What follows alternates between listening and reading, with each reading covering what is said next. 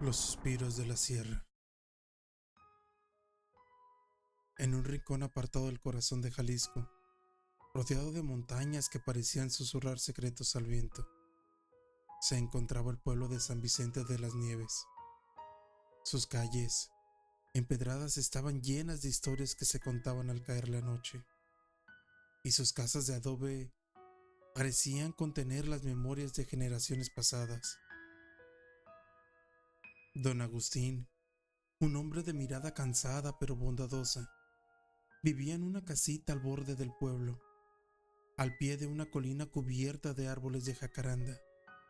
Había pasado toda su vida junto a Carmen, su esposa, quien ahora luchaba contra una enfermedad que la debilitaba día con día. Carmen siempre había sido el alma de la casa.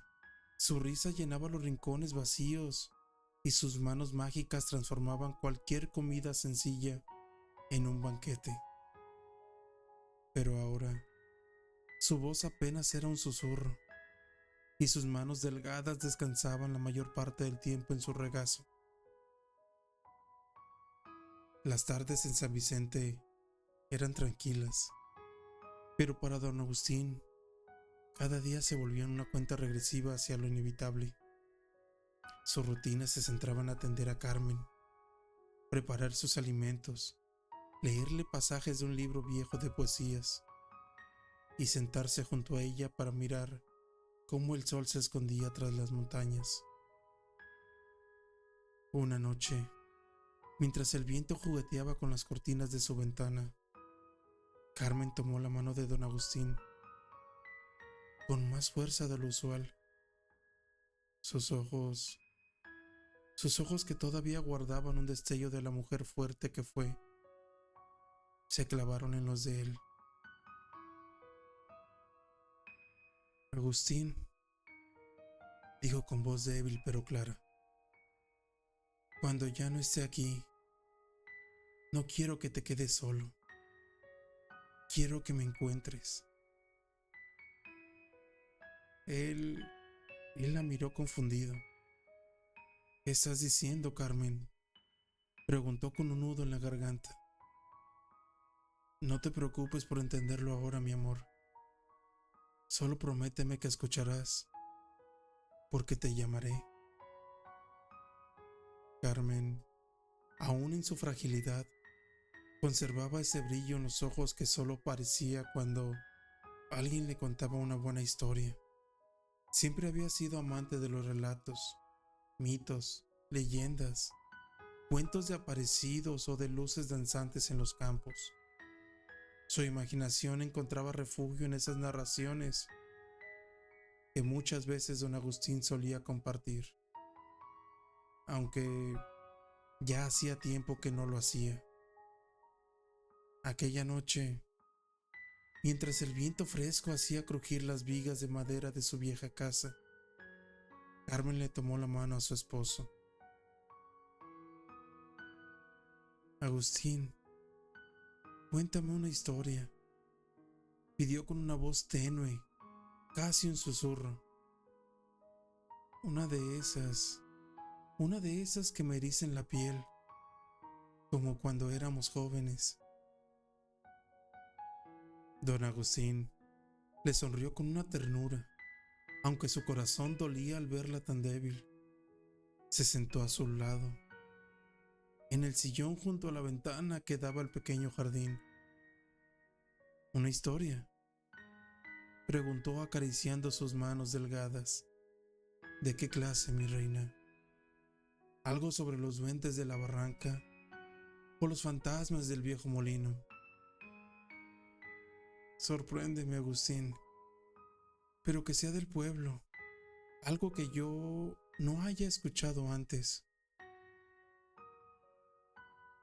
Él pensó por un momento y luego recordó un relato que había oído de joven, uno que siempre había considerado demasiado extraño para ser verdad, pero ahora, con Carmen pidiéndole algo especial, supo que era el momento de compartirlo. Está bien, te contaré una historia de los campos que rodean San Vicente, esos que están más allá del río seco.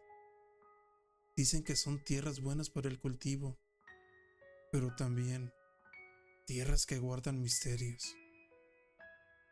Carmen asintió, acomodándose en el sillón mientras sus ojos brillaban con anticipación.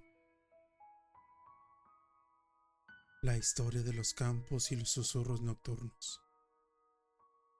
Hace muchos años, cuando yo era joven, comenzó don Agustín, había un hombre en el pueblo llamado Julián. Era campesino. Era campesino como tantos otros aquí, y trabajaba unas tierras que heredó de su padre. Esas tierras quedaban al pie de la sierra, justo donde termina el camino de los álamos y comienza el campo abierto.